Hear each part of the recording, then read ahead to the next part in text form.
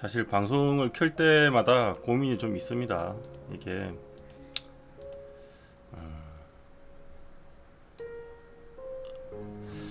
제가 뭐 주식으로 주력으로 뭐 메인이긴 했지만 이쪽 뭐라고 해야 되지? 약간 주식 유튜버로는 키우기 사실 힘들 것 같다는 생각은 많이 해요.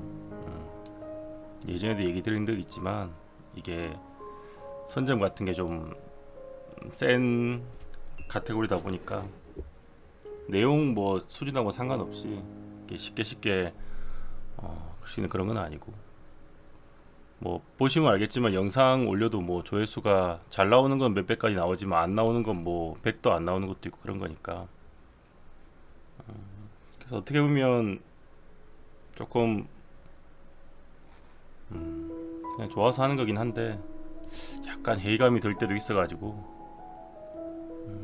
그래서 앞으로 이게 이쪽에 힘을 좀 빼고 브이로그 쪽을 더 신경을 써서 찍어야 되나 뭐 그런 고민도 사실 있긴 합니다.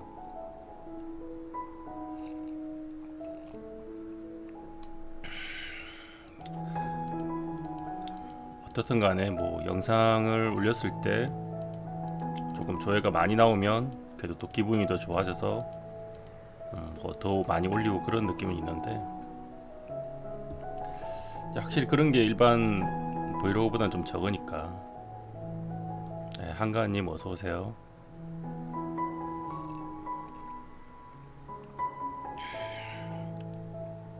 실제로 요즘 매매 자체도 제가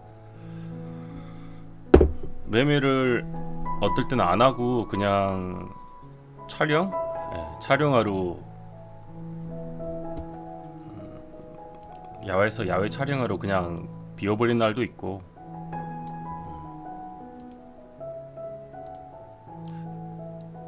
저번 주말인가 대학로 다녀왔거든요. 주말에 간 게 아니고 주중에 갔나?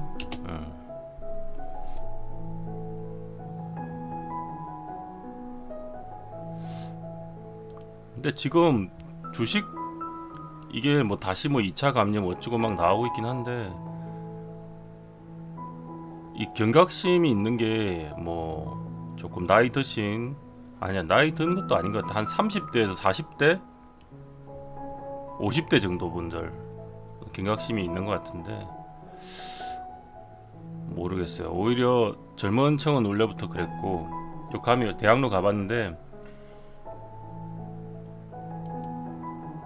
일단 뭐 20대 10대 뭐 여전히 많이 다니더라고요. 그리고 재미난 거는 오히려 또 나이 많으신 분들이 다시 많이 나왔어요. 많이 잘 돌아다니시더라고요.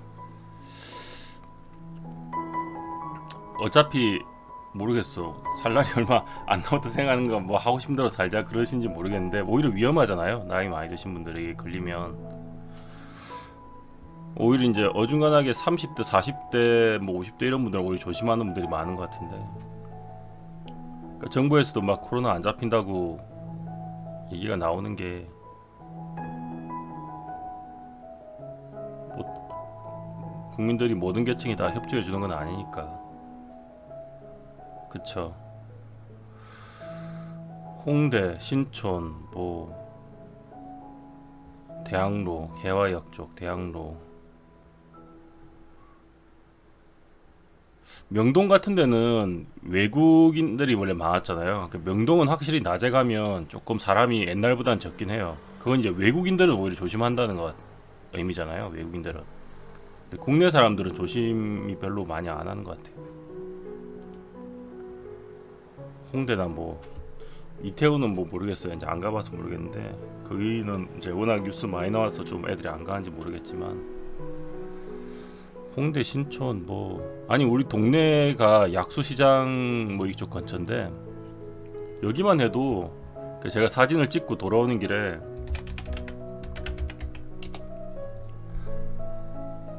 막 여기 포차 같은 거 있잖아요. 포차 사람들이 밤 늦은 시간에 거의 뭐 11시 넘어서 12시, 11시, 10시부터 해가지고 사람들이 막 술 마시는 애들이 엄청 빠글빠글한 거예요. 뭐 당연히 사회적 거리 없지. 그냥 그런 것만 봐도 지금 거의 뭐 이제 되게 안일하게 생각하는 것 같고, 우리나라가 코로나 때 좀 뭔가 확 이슈가 있을 때는 사람들이 경각심을 갖고 잘 지키다가 조금만 느슨해지면 이 고질적인 문제가 그 안전 불감증이잖아요. 한국 사람들 고질적인 문제가. 그래서 뭐가 항상 뭐가 터지고 나면 이슈가 되면은 막 너무 오버했어 할 정도로 막 엄청 막 조심조심 하는데, 조금만 시간 지나면 그리고 괜찮다 싶으면은 그냥 허지부지 돼가지고 또 다음 사고 일어나고, 또 뭐 사고만 일어나면 또 뭐 네 책임이 내 책임이 하다가 엄청 또 조심하다가 또 허지허지 돼가지고 또 다음 사고 일어나고. 지금 코로나도 거의 이런 느낌이라 가지고 좀 개인적으로 좀 그렇더라고요. 물론 뭐 주식시장은 더 그렇지만, 주식시장은 뭐 거의 코로나고 뭐가 없죠. 지금 다 회복돼 가지고 뭐.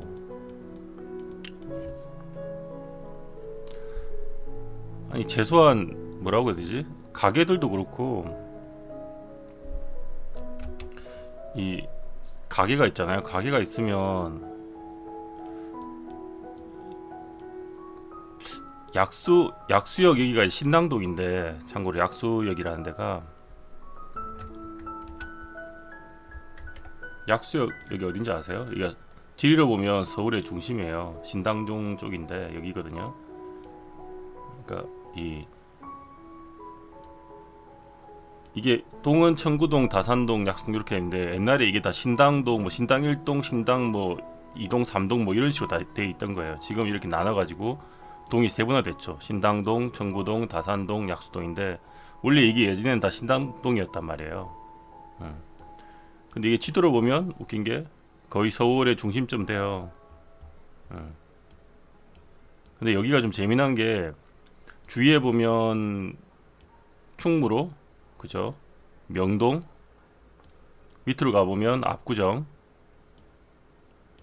뭐 조금 이쪽을 가보면 뭐 동대문, 왕십리 뭐 이런 식으로 주위에 그 교통 자체는 대중교통이 좋다 보니까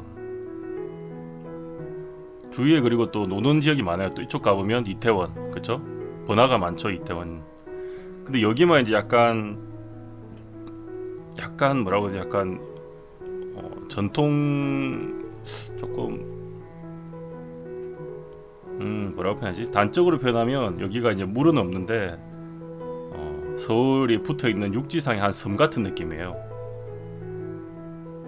약간 건물들도 약간 좀 앤틱한 느낌도 있고, 조금 오래된 느낌도 있고. 요 사진만 봐도 알 수 있죠. 약간 건물이 막 최신 요즘 막 빌딩 이런 게 아니잖아요.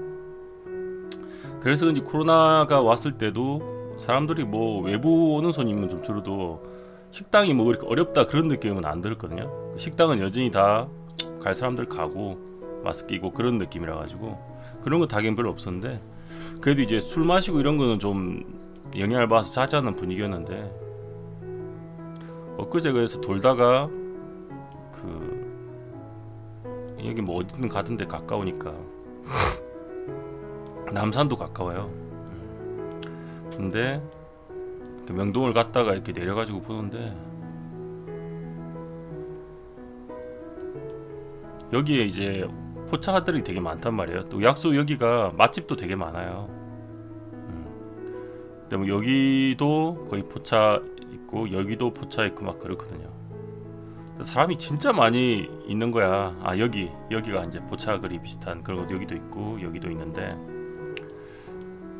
엄청 막 술 마시고 막 젊은 친구들, 아니 안 젊은 친구들도 마찬가지고 많이 있는 걸 보고, 이게 뭐 다들 생각이 이제 거의 끝났다 생각하는구나, 막 그런 생각이 들었어요. 지금은 사실 그래서 정부에서 이게 추적하는 게 의미가 없잖아요. 추적을 못 한다고 하잖아요. 이제 어디서 펴진지를 루트를 파악할 수가 없어. 막 클럽 갔다가도 뭐 모임에서 교회 막 이런 데서 다 요즘에 열어가지고 다 그냥 막 걸리니까 이제 그 정부에서 통제할 수 있는 건 거의 한계라고 하잖아요. 이제 뭐 그냥 그런 거지. 예, 성교님 어서 오세요. 그냥 면역 체계로 가는 거지. 죽을 사람들은 죽고 치료할 수 있는 사람 치료하고 나머지 뭐 이제 그냥 다 걸린 다음에 면역식으로 이렇게 될 것 같아요.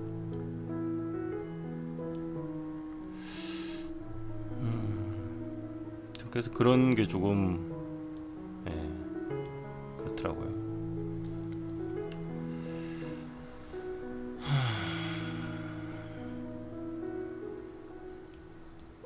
하긴 뭐 주식하는 사람도 시장 분위기만 보면 이제 뭐 그냥 다들 미쳐가지고 지금 미쳤다긴 좀 그렇지만 눈 돌아가가지고 막 지금 엄청 추격 매수하는 분도 아마 많을 거야.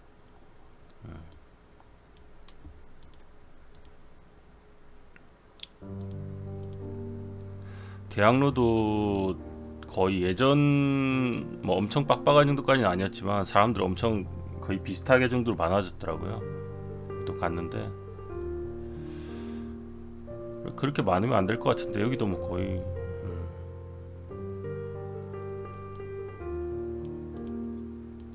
예전만큼은 아니긴 한데 그래도 젊은 친구들 다 돌아다니면서 이제 뭐 조심하는 그런 다 마스크는 그나마 쓰니까 그나마 다행이긴 한데 대학로는 좀 낫죠. 뭐 공연 예전에 비해 많이 거의 줄긴 줄었겠죠. 없겠죠. 근데 뭐 클럽 이런데 뭐 부비부비하고 마스크도 안 쓰고 하는 것보다 낫겠지만 여긴 최소한 마스크는 쓰고 뭐 공연 듣겠죠.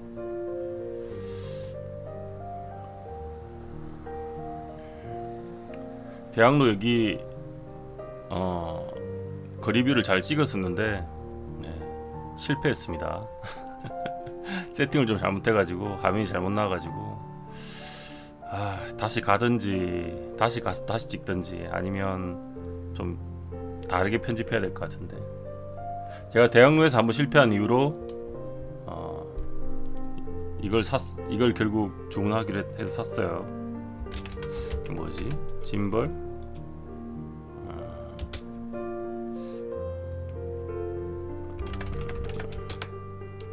여러가지 고민을 하다가 짐벌이 뭔지 아시죠? 다들 짐벌이 뭐냐면 우리 카메라를 이렇게 휴대폰을 들고 찍으면 걸어가거나 뛰어갈 때 영상을 찍으면 영상이 막 흔들리잖아요. 심하게 이제 그런 거를 얘가 조절해주는 걸 짐벌이라고 합니다.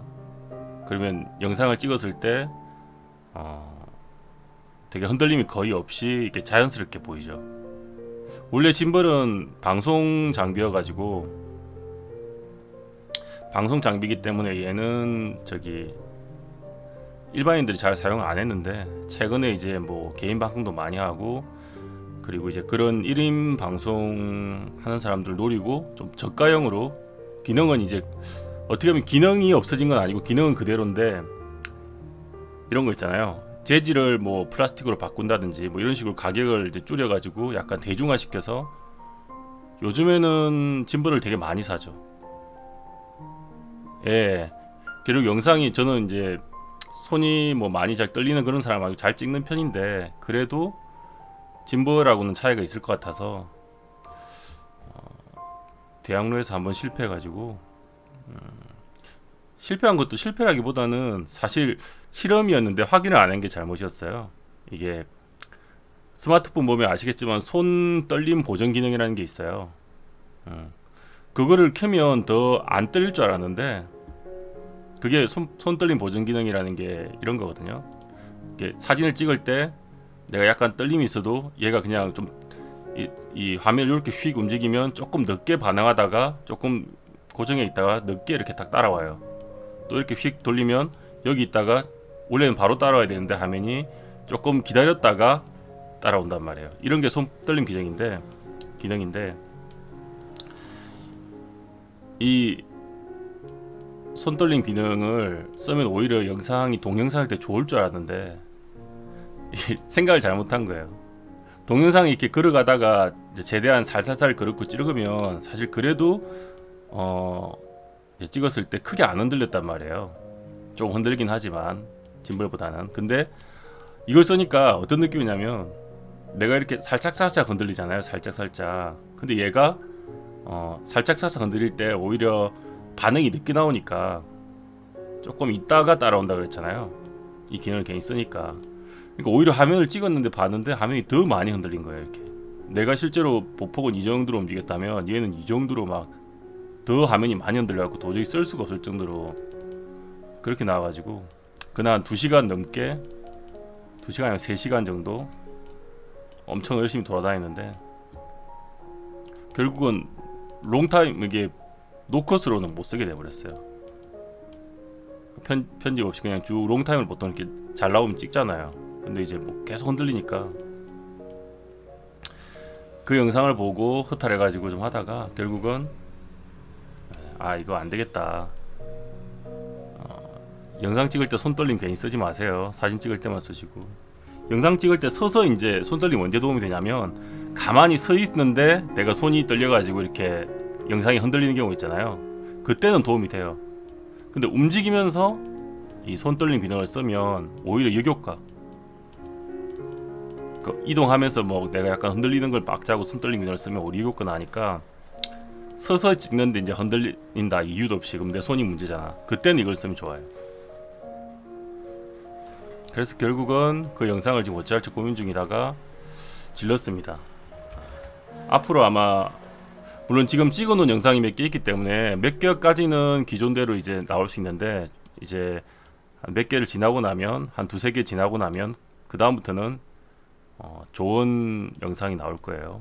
이제 짐벌을 쓸 거고 최근에 나온 짐벌을 샀어요. 여기 S2 스무스 S2라고 최근에 짐벌을 샀고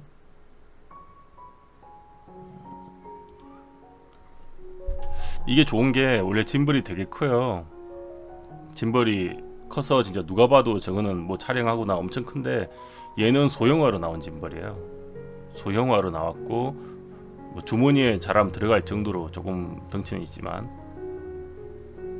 그런 짐벌이라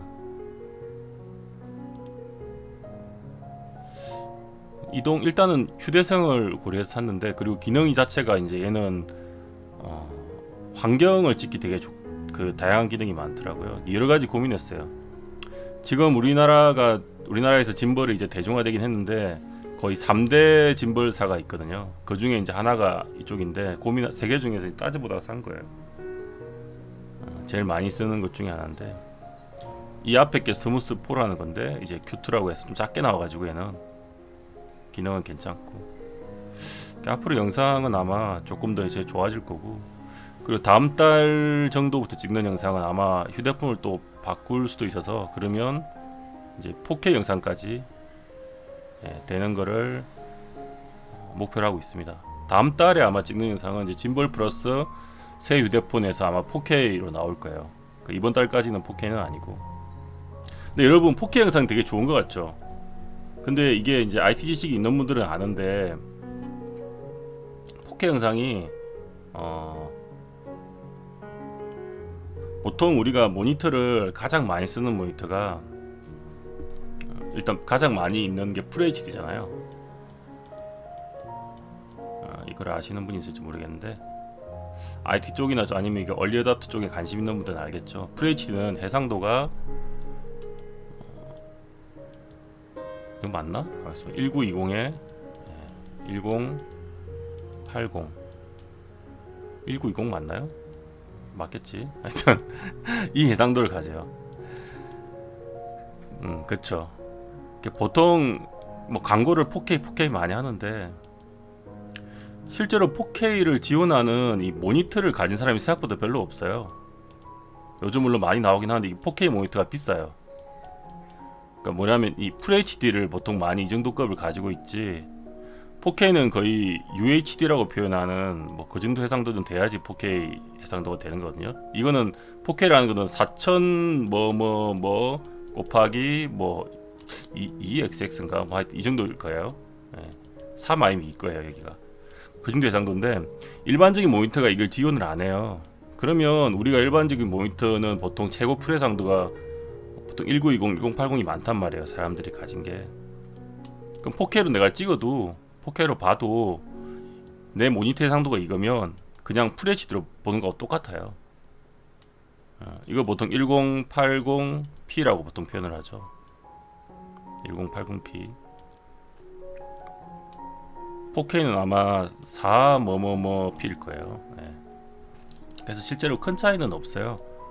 근데 정말로 이제 모니터 장비 좋으신 분들, 모니터가 엄청 큰 4K 되는 UHD 되는 그런 모니터 가진 분들은 영상이 더 좋은 게 확실히 보이는데, 아직까지도 이게 많이 퍼져 있지 않기 때문에 대부분은 FHD 모니터이기 때문에 거의 4K나 아니나 사실 큰 영상 차이는 크게 없어요. 보는 데는. 우리나라가 IT 강국이잖아요. 우리가 IT 강국인데 이 정도예요.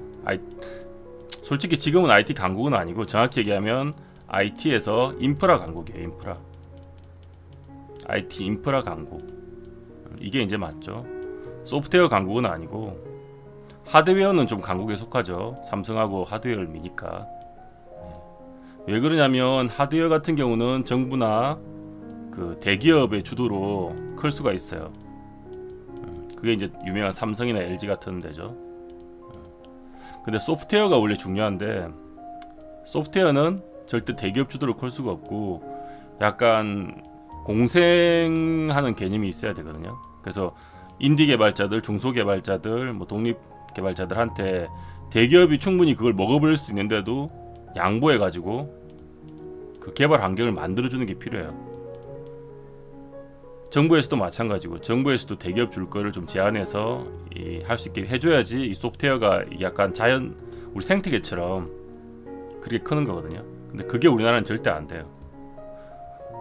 아니 왜 충분히 뭐 요즘에 대기업들 돈 잘 벌지만 뭐 중소기업 뭐 들고 나오면 다 먹어버리잖아요. 자기들이 더 밀어붙여가지고 다시 자기 거로 만들어버리고 대기업이 그렇게 하잖아요. 이게 부단 뭐 이 공업 제조업만 이런 게 아니고 뭐 유튜버도 마찬가지잖아. 유튜버 돈이 된다고 하니까 어때요? 자, 유튜버의 대기업이 누구죠? 인지도가 높은 사람들. 뭐 예를 들면 연예인인데 어쨌든 방송 노출이 많은 사람들, 뭐 아니면 진짜 기업, 아니 방송국, 또 대기업. 이런 사람들이 뭐 예를 들면 연예인도 뭐 종류 많지만 대표적으로 백종원 씨라고 합시다. 네, 백종원 아저씨. 저도 백종원 아저씨 좋아해요. 이분을 싫어하는 게 아니고 예를 든 거예요. 네. 백종원 아저씨 갑자기 뭐 오페스 당연히 돈 잘 버시잖아요. 근데 이분이 채널 하나 딱 만드는 순간 구독자가 뭐 하루 이틀 만에 100만이 넘어버려요. 뭐 이런 식으로 며칠 만에 100만 원이 넘어버렸어요. 100만 명. 일반인은 상상도 못하는 거죠. 100만 구독자 그냥 뭐 한 2, 3일 만에 넘어버리잖아. 대기업 그리고 엔터테인먼트도 마찬가지고 엔터 업체도 뭐 방송국도 요즘 다 하잖아요. 방송국이 공중파 있지만 공중파도 뭐 가 채널 만들어가지고 다 하잖아. 이쪽으로 다 잡잘하니까 하겠죠. 근데 뭐 어쨌든 이런 개념으로 그쵸. 돈만 좀 되고 새로운 아이디어로 뭔가 할 것 같으면 놔두면 되는데 그거마저 내가 조금이라도 더 먹겠다는 욕심이 되게 강해서 이게 모르겠어요. 민족 특성인지 뭔지 약간 진짜 부자인데도 불구하고 꼭 크려는 새싹을 밟아가지고 내가 이걸 먹어버려야 직성이 풀리는지 약간 진짜로 그 노블레스 오블리주라 그러죠. 미국의 이런 성향이 좀 미국 사람들, 미국 부자들 이런 게 좀 확실히 보이잖아요. 노블레스 오블리주 같은 게 공생 이게 어떻게 보면 약간 공생 같은 거잖아요. 실제로 내가 더 돈을 끌고 올 수 있어도 같이 살기 위해서 내 양보하고 좀 베푼다 그런 건데 이게 우리나라에서는 이게 되는 게 별로 없는 것 같아요. 물론 특정 이제 중견기업, 대기업들 분들 중에 이거 실천하는 분도 분명히 있죠. 근데 되게 소수고 대다수는 그냥 돈 된다 그러면 다 먹어버리지. 먹고 그냥 대기업 소속으로 만들어버리고 그럼 거긴 죽어나가고 이러니까 IT도 똑같았어요. 소프트웨어 분야가 절대로 우리나라가 지금 강국이 못 되는 이유가 죽여버리니까 다 자기들이 먹으려고 하고. 그럼 이거는 절대 못 살아나거든. 이거는 왜냐면 자연계 같은 거라서 창의적인 게 있어야 되는데, 대기업이나 정부 주도를 하면 창의적인 아이템이 나올 수가 없어요. 그렇게 하려고 막 상금 걸고 뭐 해봤자 다 이렇게 삥땅 쳐먹는다 그러죠. 예, 이렇게 다 뺏어 먹는 놈들만 하이에나만 들끓어가지고 돈만 세금만 낭비하지 안 된단 말이에요. 근데 그런 환경 때문에 절대로 우리나라가 IT 쪽 지금 강국이라고 이제 지금 표현하기 좀 웃기고, 다만 IT 쪽이 인프라가 되게 잘 돼 있기 때문에 인프라 쪽은 확실히 강국이죠. 그 얘기하면 인프라하고 그 다음에 하드웨어 정도, 뭐 휴대폰이나 그런 건 인정받으니까 이 정도는 아직도 살아 있는데, 제일 중요한 소프트웨어는 엉망이라서 저도 이제 IT 쪽을 전공을 한 사람으로서 이제 냉정히 보죠. 그리고 지금은 좀 나아지긴 했는데, 예전에는 IT 쪽을 IT에 우리 되게 똑똑한 사람이 많이 갔단 말이에요. 제가 대학 나올 때만 해도 IT 쪽 가는 애들이 그냥 의대하고, 보세요, 의대하고 거의 동급으로 치렀던 게, 예를 들면 뭐 자동차 학과나 IT나 거의 동급으로 치렀어요. 예전에 제가 갈 때만 해도. 이과 중에서는 이런 쪽이고, 문과에서는 의대죠. 지금은 어때요? 지금은 동급이 아니고 지금은 다 빠진, 이제 편한 대로 이렇게 다 빠지고, 깊이 하는 거죠. 그러니까 똑똑한 애들이 이제 딴 데 다 가고, 갈 데 없은 애들만 이제 약간 어떻게 보면 머리 좀 딸린 애들만 이쪽은 이제 지원해서 어쩔 수 없이. 이게 이제 지금의 문제가 아니고 벌써 몇 년 됐어요. 인재들이 IT로 안 왔다는 거죠. 안 온다는 거죠, 굳이. 왜냐면 대우 자체가 예전만 해도 약 막 열정 뭐 이러면서 말로 포장해가지고 그 오너 같은 사람들이 그냥 굴리는 거야. 굴려서 이덕을 이렇게 같이 쉐어 안 해주고 자기들이 독점하고, 여기는 그냥 원래 그런 거다 하면서 막 좀 착취 비슷한 느낌, 그런 게 되게 강했어요. 야근은 뭐 월화수목 금금금 하는데, 실제로 그래서 뭐 제 후배도 그렇고 이게 일하다 죽은 친구도 많고, 과로사. 요즘에는 조금 나아졌어요. 요즘에는 모바일 쪽이 조금 활성화되면서 모바일 회사들이 아이러브스쿨, 싸이월드, 그것도 IT 쪽이죠.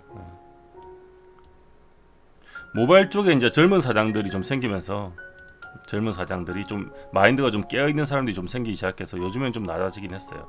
요즘엔 좀 퇴근도 지키면서 일도 좀 뭐 적당히, 그러니까 좀 합리적으로 하고 그런 게 생겼는데, 이것도 불과 얼마 안 돼가지고, 그래서 사실 똑똑한 사람들은 공부하는 양은 비슷하단 말이에요. 진짜 의대 이런 쪽하고 IT 쪽도 다르지 않아요. 엄청 비슷해요. 엄청 양이 많아요. 근데 대우가 다른 게 뻔히 보이고, 나와서 저기 차이가 나는 게 보이잖아요. 공부는 똑같이 힘들게 하는데. 그럼 요즘에는 옛날처럼 뭐 통신 이런 게 안 발달한 세대가 아니고 인터넷 다 되니까 다 아는 거야. 사람들이 차이가 있다는 거를. 그럼 당연히 내 같아도 똑똑한 애가 안 가지. 그냥 의대를 가든 그냥 사법고시, 행정고시. 실제로 애들이 똑똑한 애들이 많다 보니까, 제가 몇 년 전 얘기인데, 친구도 그 예를 들어 볼게요. 제가 한참 운동할 때 같이 운동했던 친구 중에서 서울대 전기전자과를 나온 친구가 있었어요. 실제로 그러면서 여기서 이제 LG인가 어딘가 뭐 연구원으로 있었고 다니던 애 친구인데, 이 친구도 계속 그걸 치는 거야. 변리사 시험, 고시 계속 치더라고요.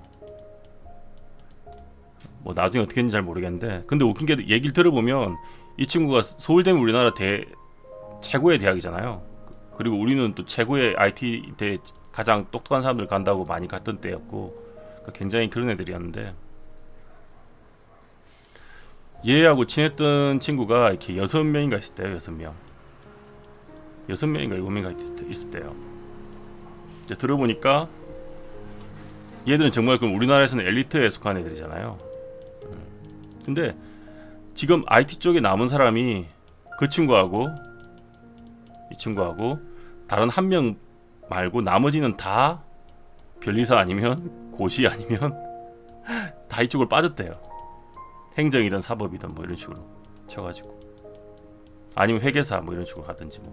왜냐면 노력한 만큼 보상이 되는 군인인 거지. 그 얘들 다 머리가 좋으니까. 한 명 남은 IT는 어떻게 했냐면, 이분은 IT 할 거면 한국에서 대우가 안 되니까 이분은 해외로 갔어요. 해외. 외국엔 대우가 좋거든. 우리 IT 할 때만 해도 고질적인 문제가 뭐냐면, 사람이 일을 한 분야의 프로젝트 일을 주잖아요. 프로젝트 단위로. 그럼 일반적으로는 외국 같은 경우는 그 프로젝트를 어떻게든 완수를 하기 위해서 이 사람의 이제 총력을 기울인다는 거지. 총력. 그리고 사실 터치도 별로 없어요, 외국은. 그리고 대신에 이제 결과가 좋아야 되지. 근데 제가 초창기에 이제 일 들어갔을 때만 해도 한국은 왜 문제가 되냐면, 일도 물론 많지만 문제가 이 프로젝트가 하나가 있잖아요. 그럼 요거를 온이 끝나고 다음 프로젝트를 받고 이런 식으로 진행이 돼야 되잖아, 원래는. 그죠? 회사라는 게 프로젝트 단위로 이렇게 진행돼야 되잖아요. 뭐 기본적으로 하는 이제 회사 업무 따로 있을 거고 잡단위를 한다고 치고. 그죠? 근데 웃긴 게, 저는 한 번에 동시에 7개 프로젝트까지 해봤습니다. 아무리 실력 있는 사람도 한 사람이 할 수 있는 범위는 한정돼 있단 말이에요. 한 사람이 할 수 있는 역량은 한정돼 있다고.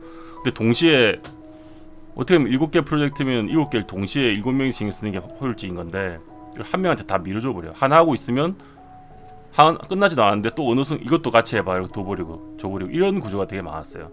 원래 인력을 더 뽑아야 되는데 그냥 밀어붙이는 거야.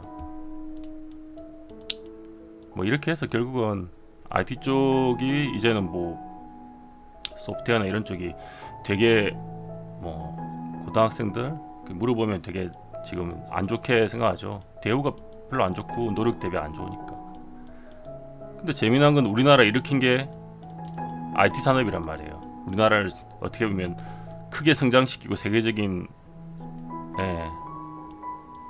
죽어나는 거지. 이렇게 되니까 이제 월화수목 금금금이 되는 거예요. 금금금. 월화수목 금금금. 출근해야지. 토요일 일요일 다. 야근은 필수고 뭐 이렇게 되는 거예요. 어서 오세요, 타이소님. 지금은 이제 법적으로 야근 못하게 하고 하니까 조금 나아졌겠죠, 지금은. 근데 이제 IT 쪽이 이렇게 돼버린 이유가 이런 게 있고, 그리고 이런 것도 많았어요. 밑에 직원이 들어서 열심히 한 애가 잘 만들어서 공을 세우잖아. 뭔가 좋은 거 만들어서 히트를 치잖아. 그럼 그거를 이 쉐어를 해야 된단 말이에요. 공 같은 거든 업적을 세워야 되는데, 위에 어떻게 보면 약간 무능한 상사 아니면 더 위에 상사가 이렇게 자기 공으로 채가는 경우 되게 많았어요. 뺏어가는 경우. 얘가 일을 다 하고 다 만드는데도 불구하고 이런 구조도 되게 많았고, 뭔가 관리자들, 오너들 그런 마인드 자체가 그냥 막 공돌이들 굴려서 어쨌든 뽕을 뽑자 막 이런 생각이 되게 강했기 때문에, 그러니까 안 컸지. 소프트웨어적으로 지금 우리나라가 순위가 되게 안 좋아요. IT 전체를 보면 이런 마인드이기 때문에 안 되는 거예요. 구글이나 애플, 페이스북 어때요?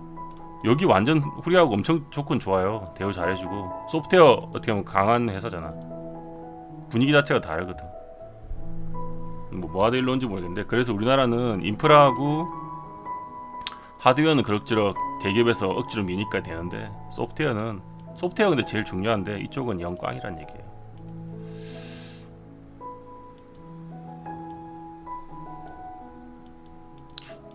결국은 상생인데 이런 게 좀 안타깝죠. IT 하는 후배들 가끔 만나면, 그쵸, 똑똑한 사람들은 딱 빠져요. 그러니까 지금은 IT 쪽으로 전공을 간 친구들 중에 똑똑한 애가 별로 없어요. 왜냐면 똑똑한 애들 다 빠지고 갈 데 없어서 간 애들이 많거든. 그래서 똑똑한 사람이 별로 없는데, 근데 뭐 내가 졸업하고 그 뒤에 한 2, 3년까지만 똑똑한 애들이 있었단 말이에요. 근데 그런 친구들은 솔직히 어떻게 보면 저도 예전에 한 거의 IT 하는 사람 중에 못해도 10% 안에 든다고 자부했던 사람인데, 지금 안 하고 있는 이유도 비슷한데 결국은 선택을 할 수밖에 없어. 영어를 그냥 공부해서 외국을 가든지 해외를 가든지 해외 회사를 가버리든지. 애국심 이런 게 어딨어. 지금 뭐 지금 다른 데서 애국심 찾지만은 여기서 내가 당장 차별받아 죽겠는데 외국 회사 IT를 가든지. 내 후배들 만나면 이렇게 근해주거든요. 아니면 능력되면 너가 차려라. 네가 헤드가 되든지. 요즘에 투자 지원 같은 거 많잖아요. 그래갖고 뭐 사람 뽑아서 투자 지원 받아서 하는 헤드가 되든지. 그것도 아니면 하지 마라. 그것도 아니면 다른 IT가 아닌 차라리 다른 쪽을 찾아봐라. 안 되면 아까처럼 뭐 변리사를 치던 뭐 고시를 치던 아니면 뭐 아예 다른 쪽으로 빠질 방법을 생각해서. 이렇게 권해져요 진짜. 그냥 믿고 밑에만 있다가는 몸 다 상하고 박살 난다.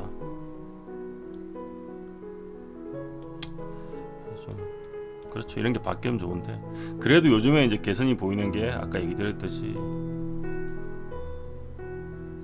그래도 이제 모바일 쪽 IT 회사가 좀 많아지면서 모바일의 이제 사장들은 조금 젊은 친구들이 많아요.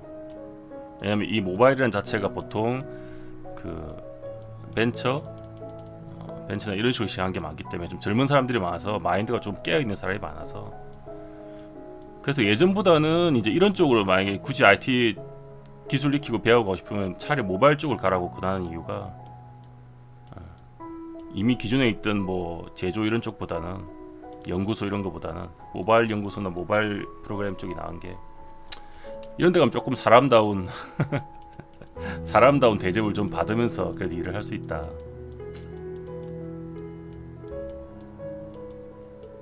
대신에 이건 회사를 잘 골라야겠죠. 또 독한 사람이 많아서 벤처 지금 막 안정화된 데를 가야 돼요. 근데 막 지금 한창 벤처 중이고 이런 데서 비전이 없는데도 불구하고 이런 데 가서 잘못하면 그 여기도 막 열정페 이러면서 나중에 잘 되면 뭐 해줄게 이런 데 가잖아.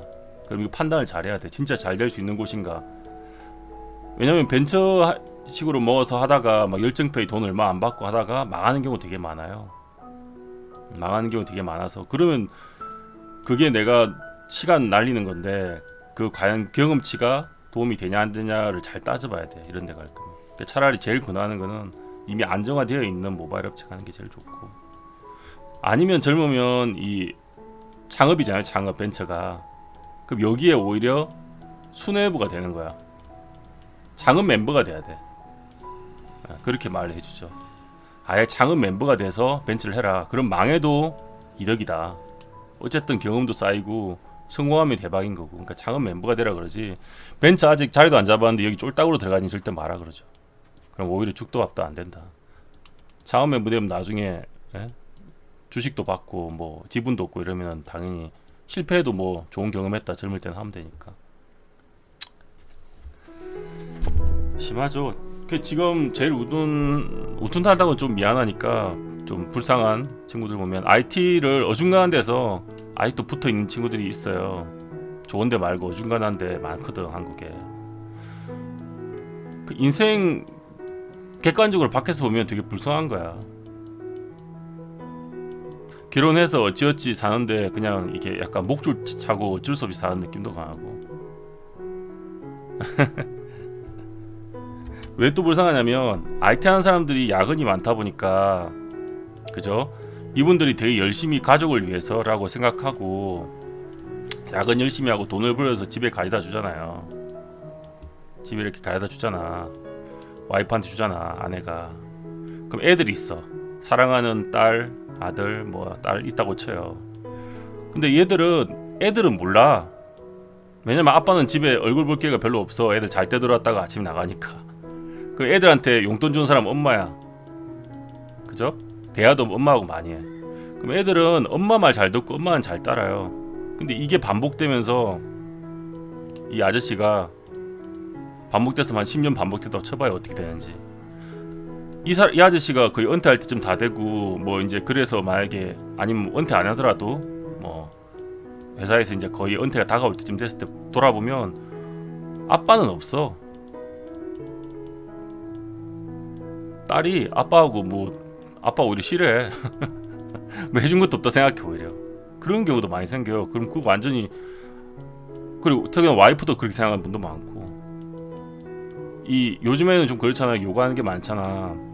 돈도 잘 불어주는 건 당연하지만, 돈도 뭐 하지만 가족하고 같이 보내야 된다 많이 생각하잖아요. 안 그러면 나중에 왕따 당해. 그런 분들 되게 많아요.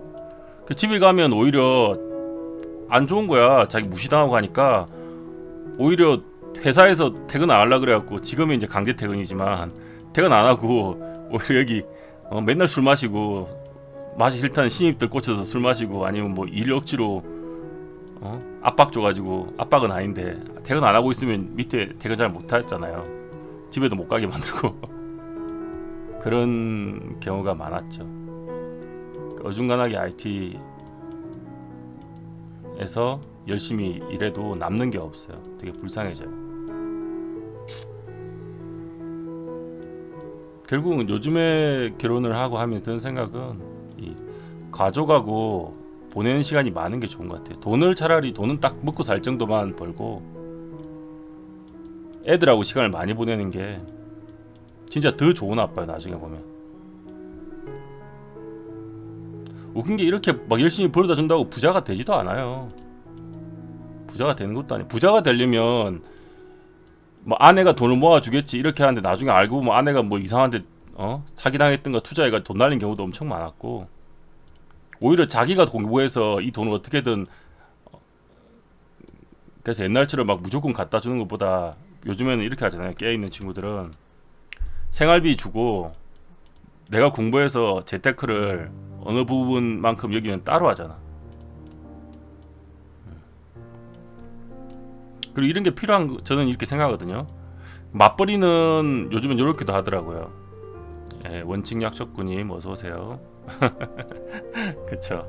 IT 조금만 보신 분들은 알까, 비슷해. 상황이, 한국 상황은 요즘에 나아졌다고 해도 큰 차이 없을 거예요. 사람들 인식이 바뀌지 않으면 이게 안 고쳐지거든. 요즘에 합리적인 친구들은 이렇게 하더라고. 뭐 맞벌이였다고 치면 둘 다 벌어요. 그러면 생활비, 공동 생활비 이렇게 같이 내더라고. 여기 이제 이게 만약에 여자고 이쪽이 남자라고 쳐요. 기호를 갑자기 생각이 나네. 이건가요, 남자가? 모르겠어. 하여튼 네, 이렇게 같이 내고, 재미난 게 같이 이렇게 각자의 나머지 돈으로 각자 재테크를 하더라고요. 각자 어떻게 하든지 각자 재테크를 하더라고요. 공동 내는 돈이 있고, 이렇게 합의 봐가지고 운영해서 한 명 망해도 한 명 잘 되면 그 가정 안 깨지고 사는 거예요. 물론 이제 조금 숙여줘야 되겠지. 이 사람이 조금 애매하겠지만.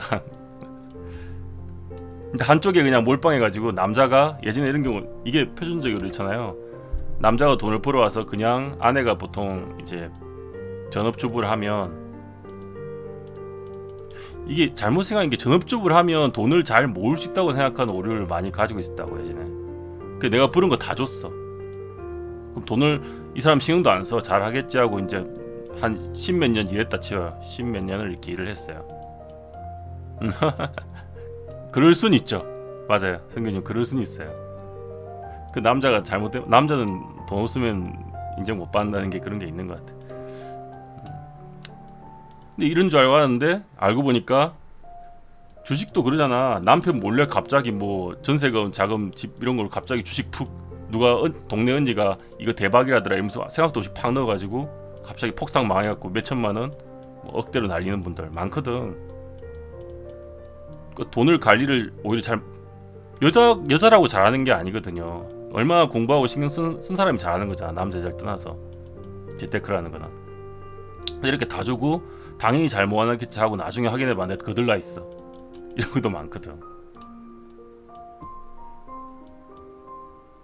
그렇죠. 임원도 40세인가 45세인가 43세인가까지 못 달면 쫓겨나야 되죠.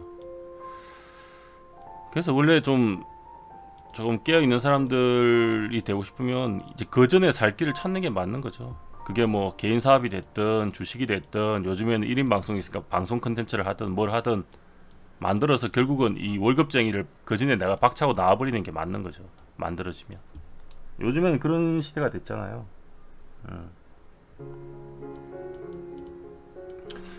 아직 결혼을 하신 분들은 뭐 지금 체제를 바꾸긴 힘들 테니까 어쩔 수 없는데, 앞으로 하실 분들은 이것도 잘 고민해 보세요.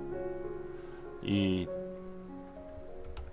과연 내가 결혼했을 때 이 돈 관리가 되게 민감한 거야. 그래서 처음부터 합리적으로 잘 얘기를 해야 돼요. 뭐든지 이게 할 거면. 맞벌이 하면 보통 쿨하니까 되는데, 이제 만약에 생각보다 아직도 옛날 관습이 많아서, 전업주부 여자분들 하고 싶은 하잖아. 요즘에는 이제 남자고 여자고 돈이 전업주부면 딸리니까, 능력 안 되면은 전업주부를 못 하니까 이제 맞벌이를 하는 건데, 전업주부를 하면 한다고 이제 과연 내가 돈을 다 맡겨도 되는가, 이거에 대해서는 잘 고민해 봐야 된다는 거지. 저는 개인적으로 하면 쓸 수 있는 생활비 어느 정도 딱 하고, 그리고 이분도 뭐 재테크하고 싶으면 재테크는 이제 또 개인적으로 할 수 있잖아요. 나는 내가 재테크 할 것 같은데, 생활비는 주면서. 이게 이런 문제도 있고, 또 생각해 봤는데, 결국은 애들은 단순해요. 애들은 되게 단순합니다. 자기하고 많이 같이 있고 얘기 많이 나누는 사람, 애들하고 대화라 그러죠. 대화를 잘 나누고, 그리고 같이 놀아주는 사람. 또 한 가지 뭔지 알아요? 이게 1번이면 애들하고 정말 친하고 나중에 무시 안 당하고 하려면, 2번은 뭐냐면 용돈 주는 사람. 잘 생각해야 돼요. 내가 경제적 그런 독립이 없으면, 어느 정도 권한이 없으면, 이 권한이라는 게 웃긴데 부부 사이에 없다면 내가 용돈을 줄 수가 없어. 그 애들은 뭐냐면 엄마가 용돈 주면서 엄마가 짱 이렇게 돼버려요. 나중에 아빠는 뭐야? 아빠는 나하고 놀아주기다 1번도 안 돼, 2번도 안 돼, 둘 다 안 돼. 그럼 나중에 아빠는 왕따예요. 왕따가 되는 거야. 좀 그냥 동네 가끔씩 집에 들어오는 아저씨 되는 거야, 아저씨. 그럼 나중에 엄마하고 아빠하고 의견대로 싸우잖아.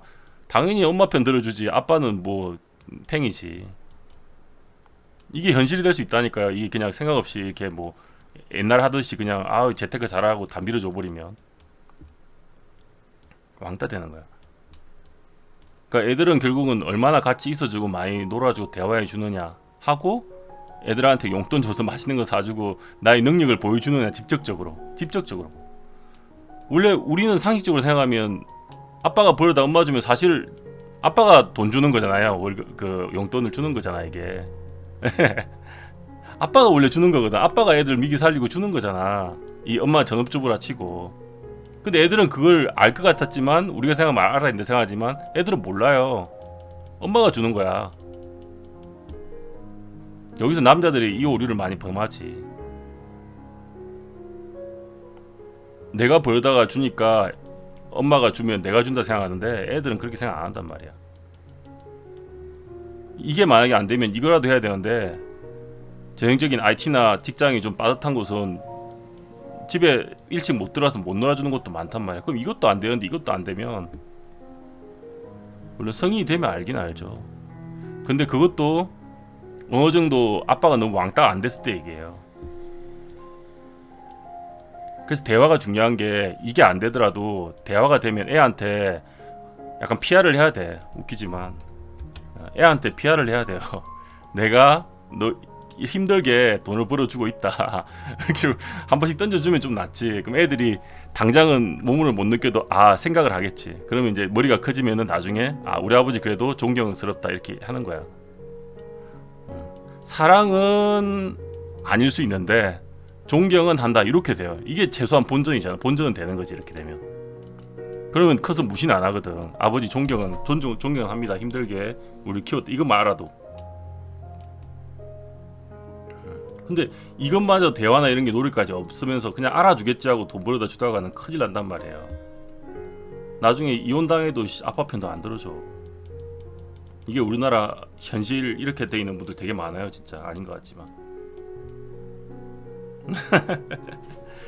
생활비는 줘야죠. 같이 즐겁게 사는 거예요. 같이 즐겁게 사는 건데, 같이 즐겁게 사는 게 맞는데, 참고로 저 소통방 누르신 분은 방송 끝나고 인사드릴게요. 방송 중에는 또 인사하기 그러니까 이런 걸 고민을 많이 해봐야 돼요. 요즘에 저도 결혼은 늦었지만 이제 결혼한 분들 그리고 그런 사례를 많이 보잖아요. 그러니까 제일 합리적으로 하는 게 어떤 건가 고민이 많이 돼야 될 것 같더라고요. 애들도. 또 한 가지는 요즘에 아직도 이제 좀 이렇게 유튜브 많이 보고 뭐 이런 좀 여러 가지 재테크에 관심 있는 분들은 좀 나아요. 근데 제가 생각하기로 이 공부 있잖아요. 아이 여러분 지금 공부 잘 하면 무조건 성공하는 시대인가요? 공부를 엄청 잘했어. 물론 성공할 확률은 높겠죠. 어느 정도 높은데 이게 예전에 비하면 이게 불과 몇 년 전, 10년 전, 몇 년 전에 비하면 이 확률이 많이 떨어진단 말이에요. 확률은 물론 높은데 무슨 말인지 아시겠죠? 예전에 비하면 이 성공 확률이 내가 애한테 투자한 거에 대비해서 많이 떨어져요. 네, 소통이 제일 중요하죠. 근데 아직도 특히 이게 이제 전업주부들이 좀 이런 게 심한데, 전업주부분들이 이제 보면 주위의 동네 아줌마들 뭐 이렇게 얘기들끼리 이렇게 이런 군들끼리 얘기를 하잖아요. 그러면 애 어디 뭐 교육시키고 어디 과외시키고 뭐 누군 한다더라, 너는 왜 안 하면 뒤처진다, 막 그렇게 얘기를 많이 들어요. 기가 팔랑기가 돼버려요. 그럼 해야 되는 것 같다 싶어서 하는데 능력이 돼서 시키는 건 상관없죠. 근데 이제 무리해서 하는 경우가 되게 많은데, 제일 심한 게 보니까 뭐 예전에는 뭐 월 막 500, 600씩 실수령으로 버는 어느 대기업 부장님이 야간에 뭐 대리운전 알바를 뛴다더라. 애한테 돈이 막 2, 300씩 들어가가지고 한 달에 300씩 막 들어가니까 답이 없다는 거예요. 그런 분도 있었잖아요. 근데 그렇게 어쨌든 뭐 무리해서 공부를 시켜가지고 애가 뭐 공부를 엄청 좋아해가지고 또 열심히 지가 하고 싶어서 하는 건 또 좀 다른 케이스겠지. 근데 보통은 그것보다는 엄마 등살이 하는 경우 많잖아. 이렇게 해서 돈도 돈대로 막 애한테 엄청 들어가고, 그렇게 들어가는 과정이 대체적으로 이렇게 들어가고도 유칼립투스님 녹방 아닙니다. 실방이에요. 녹방 아니에요. 주식 이야기는 조금 이따 할게요. 지금 이거 마저 하고 어디까지 했지? 갑자기 끊겼네. 이렇게 애한테 돈을 많이 투자할 만큼 투자해줬다고 쳐요. 만약에 그러고 나서도 내가 만약에 애가 잘못됐을 때, 요즘에는 캥거루 되게 많잖아요. 캥거루죠. 충분히 내가 받아주고 부양할 만큼 돈을 재테크를 같이 하면서 하는 건 상관이 없겠지. 근데 대부분 그 무리해서 하는 분들 보면 이 돈을 안 모으고 이 돈마저 다 애한테 몰빵한단 말이에요. 몰빵. 우리 주식 할 때도 몰빵이 제일 무서운 거 알죠? 몰빵을 해야 될 때가 있긴 하지만 그것도 짧게 하는 거지. 이거 몰빵해서 내가 물려서 들고 있어보면 엄청 큰일 나잖아. 이런 경우가 생긴다는 거야. 몰빵했는데 애가 내 예상대로 안 가지고, 애가 갑자기 열심히, 이런 경우 있어. 서울대를 열심히 보내기 위해서 각종 노력을 다해서 애를 서울대를 보냈어. 억 단위로 들었어요. 돈이 뭐 이상한 과외도 시키고 뭐도 시키고 다 했어. 근데 서울대 나왔는데 갑자기 애가 취직이 좀 잘 안 되더만 공무원 시험을 치겠다 그러네. 그리고 그것도 공무원 시험 쫄아가지고 국업을 채워. 국업 치고 들어갔어. 그럼 여기 사는 거야. 그럼 부모는 생각이 어떨 것 같아요? 이게 농담이 아니고 이게 실제 요즘 사례예요. 요즘 사례. 제 친구 중에 대구인가 경북인가 공무원 그 도청 구청에서 하는 친구가 있는데, 그 친구가 저한테 오늘 전화 와서 얘기를 하더라고. 신입 9급 공무원이 들어왔는데 뭐 서울대 애들이 되게 많다는 거야. 9급인데 예전 같으면 7급도 서울대 애들 쪽팔려서 도서관에서 7급책 펴놓고 있으면 쪽팔려서 저 구석에서 봐야지 펴놓고 있지도 못했어요. 7급 공무원도. 근데 지금은 서울대 나와서도 9급 공무원을 쳐서 들어온다는 거야. 공무원 하나는 다행이지. 이런 서울대도 못 가고 좋은 데도 못 가든지 아니면 갔다고 해도 백수도 많단 말이야. 백수. 근데 내가 얘한테 물방을 해서 가정에서 모아놓은 돈도 없어. 근데 애가 결국 이렇게 백수 때문에 내가 미기 살려야 될 거 아니에요. 이런 걸 보면 생각을 좀 많이 해봐야 되죠. 그리고 또 한 가지는 요즘에 예전에는 거의 없었어요. 20대 혹은 10대까지도 20대 갑자기 돈이 엄청나게 많이 번 부자가 꽤 많아졌어요. 부자가 많은 시대가 됐어요. 왜? 요즘 뭐 뻔하잖아요. 뭐 코인도 했었고 뭐 해선은 별로 없고 어쨌든 뭐 코인도 있고 뭐 몇 가지. 그리고 유튜브 같은 거 개인 채널 아니면 개인 방송 트위치 뭐 아프리카 이런 거로 20대 부자가 엄청 많아졌단 말이에요. 이 친구들 잘 나가는 친구들 보면 개인 방송도 그렇고 뭐 어느 가는 회사 들어가서 이렇게 뭐 부장님들 월급 저리 갈아요. 이거보다 더 몇 배로 버는 친구들도 많단 말이야. 그 BJ라고 표현을 하죠. 보통 BJ든 뭐 이렇게 표현하죠. 유튜브 같은 경우는 이제 BJ는 아니지만 자기가 좋아하는 걸 하면서 채널을 이제 인기를 끌어서 역시 돈을 많이 버는 친구들 많이 있고 뭐 이런 거 운이 좋아서 열심히 깨어있는 투자를 잘해서 뭐 코인이나 주식으로 번 친구도 물론 있겠지만 있고. 그러면 이게 과연 만약에 내 애가 있는데 얘가 재능이 있고 좋아하는 쪽이 있었어. 근데 공부 쪽은 크게 재능은 없는 것 같아. 필수적인 공부는 해야겠죠. 그냥 대학 갈 정도 공부는 하는 게 좋지. 근데 아무 대학이나 이제 가기면 상관없고. 근데 있으면 이쪽을 잘 케어해주고 키워주는 게 낫지. 이 얘를 막 공부 쪽에 엄청난 재능도 없는데 남 똑같이 그게 하듯이 따라하면서 돈 엄청 퍼부어가지고 억지로 보내놨다가 나중에 백수 되든지 공무원 시험 친다 그러면 이 무슨 낭비예요. 그냥 재능 살려서 이렇게 돼서 그냥 이게 돼버리면 얘들은 자기가 공부하고 싶으면 공부하면 되고 대학 가고 싶을 때 가면 되지. 왜냐면 대학 가는 목적이 결국은 좋은 회사 들어가서 결국 월급 잘 받아갖고 짱짱하게 벌어서 좋은 가정을 이루겠다 이런 거잖아. 근데 이게 이미 해결이 돼버리는 건데 굳이 죽기 살기로 엄마 아빠 개고생해서 쓸 돈 아껴가지고 쓸 돈도 못 쓰고 모아놓은 돈 없이 애한테 모든 걸 걸어서 이렇게 좋은데 이렇게 보내려고 길을 쓸 필요가 있냐는 거지.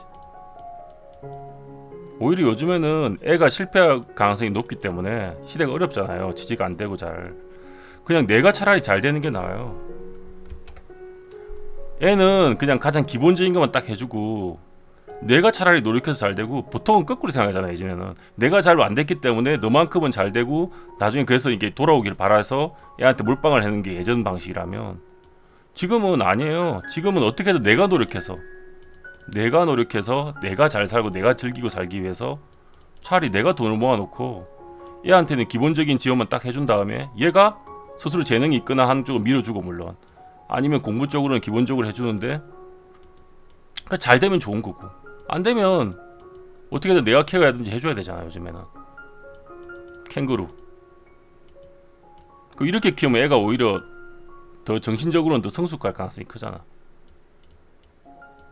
근데 애한테 무조건 다 해주면서 막 이렇게 밀어버리면 결국 애가 잘못되면 내가 모아놓은 돈이 없으면 같이 죽는 거야. 그냥 다 함께 폭락 상패 당하는 거지. 그래서 저도 이제 이런 쪽 고민을 많이 하다 보니까 이제 마인드가 계속 바뀌더라고요.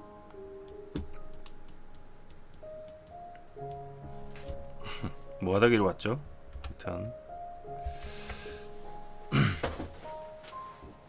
결혼하신 분들은 바꾸긴 쉽지 않은데 결혼 안 하신 분들은 이런 쪽 고민을 해보는 게 좋은 것 같아요.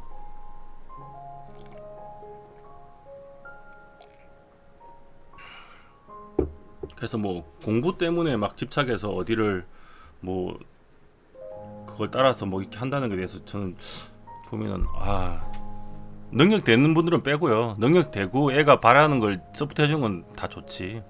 근데 그것도 아닌데 능력도 좀 힘든데 무리해서 막 하는 거 있잖아요. 그걸 얘기하는 겁니다. 그런 건 좀 아니지 않나 이런 생각이 들어요. 그냥 내가 어느 정도 잘해서 만들어 놓으면 애는 자기 하고 싶은 거 하고 키워주고 안 되면 뭐 데리고 와서 내가 키우는 게 맞지. 여러분들은 어떻게 생각하는지 모르겠습니다. 저는 이제 이런 식으로 생각을 요즘에 하고 있고, 그래서 결혼을 하는 분을 찾아도 이렇게 합리적으로 이런 식으로 대화가 통해야 되겠죠.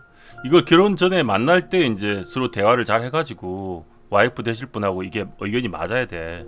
와이프 되실 분이 아니다 모르겠다, 나는 지금도 강남 아줌마처럼 무조건 애한테 올인하겠다, 이런 그 해버리면 안 되지. 결혼하면 싸우든지 아니면 와이프 말 들어야 되잖아. 그래서 이런 걸 하는 게 필요하고, 하여튼 뭐 지금 브이로그 쪽 그 한국 그런 거리나 소개하는 영상은 앞으로 조금 더 계속 좋아질 겁니다. 제가 결국은 이거 스무세스를 지금 주문해서 샀고요. 지금 와 있는데 세팅만 이제 하면 되는데, 화면 떨림 같은 건 아마 앞으로 훨씬 없어질 거고, 그리고 다음 달 한 중반쯤 되면 카메라를 바꿀 생각, 카메라가 아니고 이걸 폰으로 바꿀 거라서 아마 4K 되는 폰으로 바꿀 거예요. 그러면 이제 더 최상이 되겠죠. 그래서 이 얘기하다가 저기까지 갔는데, 뭐 다들 나이대가 있으실 테니까 공감하시는 분도 많으실 거라 생각합니다. 자, 이제 기다리기 힘들었으니까 자 이제 주식 얘기로 넘어갈게요. 그쵸?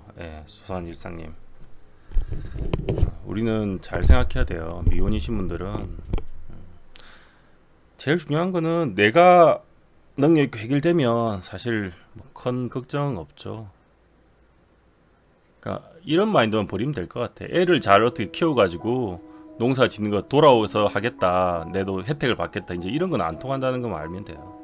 내가 능력이 돼가지고 애한테 밀어줄 수 있는 만큼 밀어주는 건 좋은데, 내가 노후도 준비가 안 돼 있는 사람이 애한테 몰빵해가지고 나중에 기대한다? 그거는 오히려 잘못하면 큰일 난다는 거지, 지금 장에서는. 자, 그러면 노래를 좀 바꾸겠습니다. 됐고, 이제 집중할 수 있게. 원래 제가 일주일에